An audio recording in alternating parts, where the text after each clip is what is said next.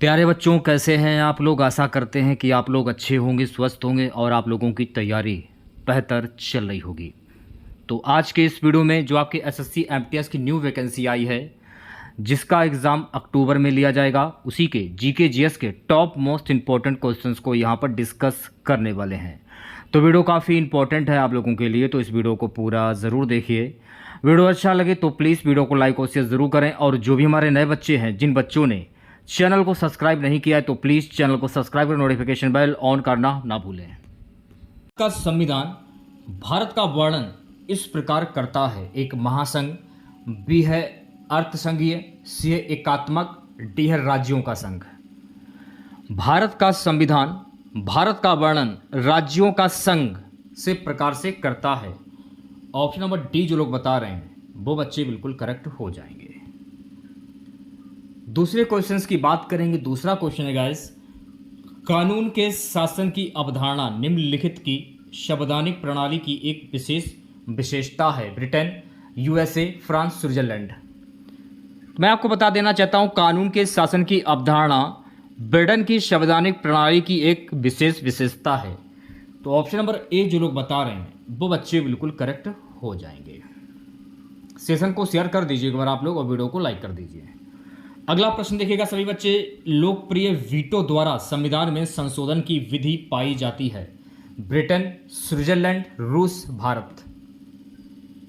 लोकप्रिय वीटो द्वारा संविधान में संशोधन की विधि पाई जाती है स्विट्जरलैंड, यानी वी ऑप्शन जो है आपका ये बिल्कुल करेक्ट हो जाएगा। अगला क्वेश्चन देखिएगा सभी बच्चे, निम्नलिखित में से कौन सा सरकार की संसदीय प्रणाली का अपरिहार्य गुण है। संविधान का लचीलापन, कार्यपालिका और विधायिका का संलयन, सी है न्यायिक सर्वोच्चता, डी है संसदीय सार्वभौमता।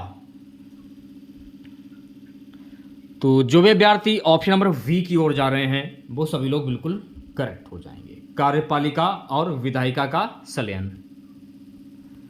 सो गाइस, अगला प्रश्न देखेगा, जमीनी स्तर का लोकतंत्र संबंधित है। शक्तियों का हस्तांतरण, वी है शक्तियों का विकेंद्रीकरण, सी है पंचायती राज व्यवस्था, डी है उपरोक्त सभी।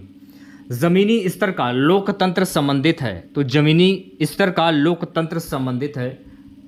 ऑप्शन नंबर डी उपयुक्त सभी, डी ऑप्शन करेक्ट हो जाएगा। छठा क्वेश्चन, पद्म पुरस्कार किसके द्वारा दिया जाता है। उपराष्ट्रपति, बी है प्रधानमंत्री, सी है राष्ट्रपति, डी है राज्यपाल। पद्म पुरस्कार किसके द्वारा दिया जाता है, तो पद्म पुरस्कार जो है ना ये राष्ट्रपति के द्वारा दिया जाता है। ऑप्शन नंबर सी जो है आपका करेक्ट हो जाएगा। सातवां क्वेश्चन, पद्म पुरस्कार एक वर्ष में अधिकतम कितने व्यक्ति को दिया जा सकता है। 120, 91, 99, 201। पद्म पुरस्कार एक वर्ष में अधिकतम 120 व्यक्तियों को दिया जा सकता है। तो ऑप्शन नंबर ए जो है आपका ये बिल्कुल सही हो जाएगा। बढ़ते हैं अगले क्वेश्चंस की ओर। अगला प्रश्न देखेगा, पद्म पुरस्कार कितने श्रेणियों में दिए जाते हैं। 3, 5, 9 या 7। पद्म पुरस्कार कुल 3 श्रेणियों में दिए जाते हैं। तो ए ऑप्शन जो है आपका ये बिल्कुल सही हो जाएगा। नेक्स्ट क्वेश्चन देखेगा, नमा पद्म पुरस्कार में दिए जाने वाले सर्वोच्च पुरस्कार हैं। पद्म विभूषण, पद्म भूषण, पद्मश्री, कोई नहीं। पद्म पुरस्कार में दिए जाने वाले सर्वोच्च पुरस्कार हैं Padma Vibhushan. Option number A जो है आपका ये बिल्कुल करेक्ट हो जाएगा। बात करेंगे 10वें क्वेश्चंस की, पद्म पुरस्कार के साथ कितनी नगद राशि दी जाती है। तो पद्म पुरस्कार के साथ कुल कोई भी राशि नहीं दी जाती है, कुछ भी नहीं दी जाती है। ऑप्शन नंबर डी जो है आपका बिल्कुल सही हो जाएगा। चलिए बढ़ते हैं अगले प्रश्न की ओर। अगला प्रश्न हमारा है, प्रेम वाटिका के लेखक कौन है। सूरदास, बाणभट्ट, रसखान, अश्वघोष।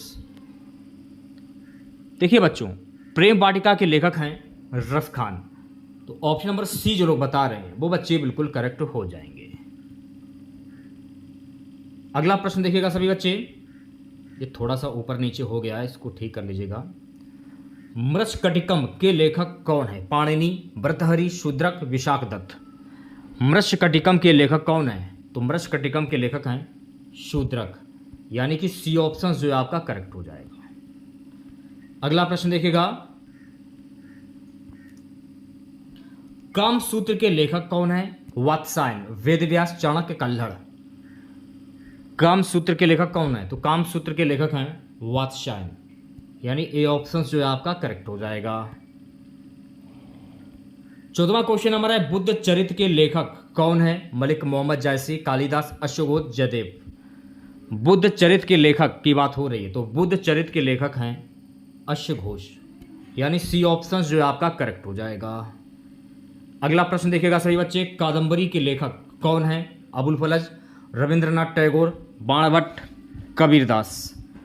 कादंबरी के लेखक कौन है? तो कादंबरी के लेखक है बाणभट्ट। ऑप्शन नंबर सी जो है आपका करेक्ट हो जाएगा।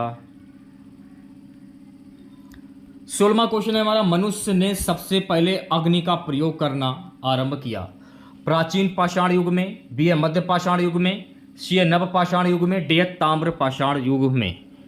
मनुष्य ने सबसे पहले अग्नि का प्रयोग करना आरंभ किया प्राचीन पाषाण युग में, यानी ए ऑप्शन जो है आपका ये बिल्कुल सही हो जाएगा। अगला क्वेश्चन, जोरवे संस्कृति का केंद्र कहां था? गुजरात, महाराष्ट्र, राजस्थान, मध्य प्रदेश। जोरवे संस्कृति का केंद्र कहां पर था? तो जोरवे संस्कृति का केंद्र महाराष्ट्र में था। तो ऑप्शन नंबर वी जो लोग बता रहे हैं वो बच्चे बिल्कुल करेक्ट हो जाएंगे। 18वें क्वेश्चन की बात करेंगे, निम्नलिखित में से प्राचीनतम राजवंश कौन सा है? गुप्त, कुषाण, मौर्य, चालुक्य। प्राचीनतम राजवंश कौन सा है? तो प्राचीनतम राजवंश है मौर्य वंश। ऑप्शन नंबर सी जो लोग बता रहे हैं वो सभी लोग बिल्कुल करेक्ट हो जाएंगे। अगला प्रश्न देखेगा, सम्राट अशोक के अधिकांश, ये अभिलेख होगा, थोड़ा सा मिस्टेक हो गया, इसको सुधार कर लीजिएगा, ये अभिलेख होगा, ठीक है।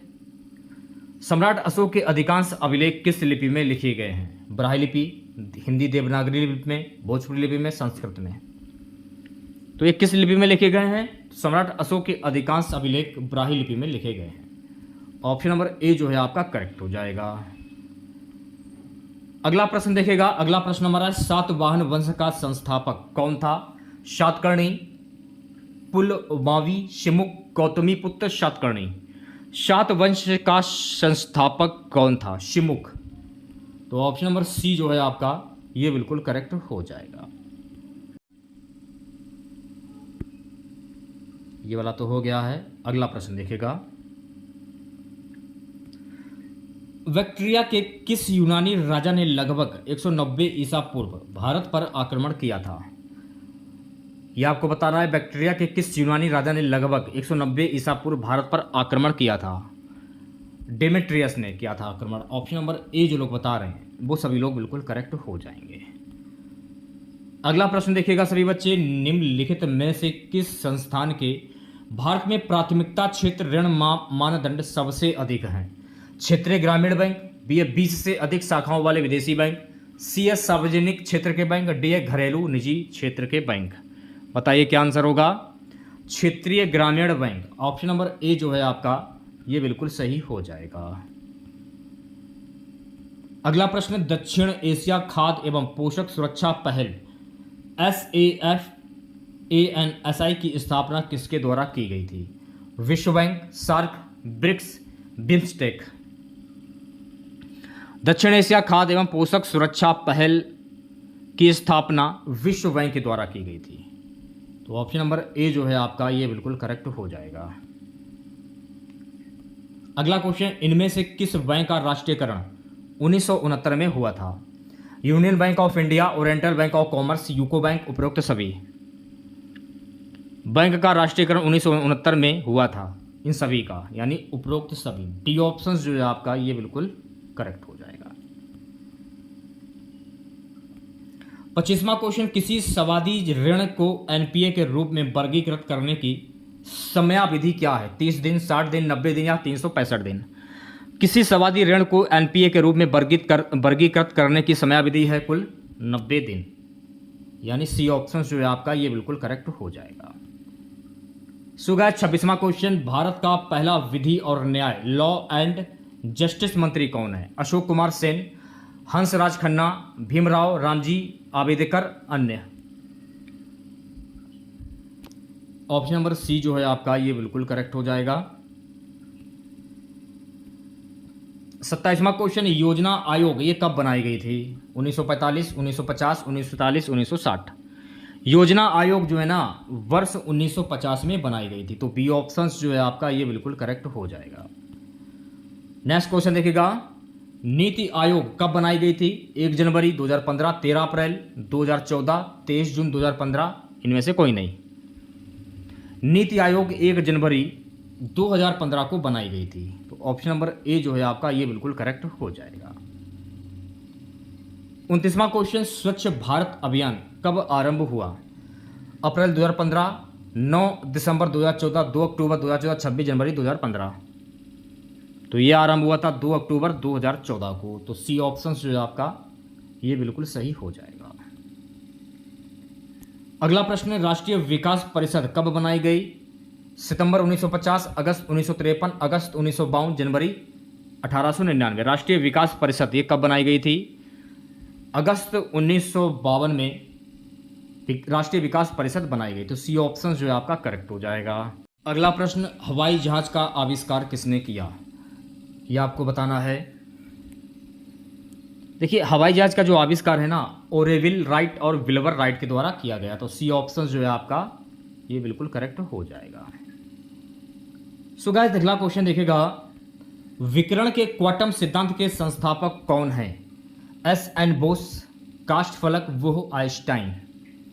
विकिरण के क्वांटम सिद्धांत के संस्थापक कास्टफलक, यानी ऑप्शन नंबर वी जो है आपका ये बिल्कुल करेक्ट हो जाएगा।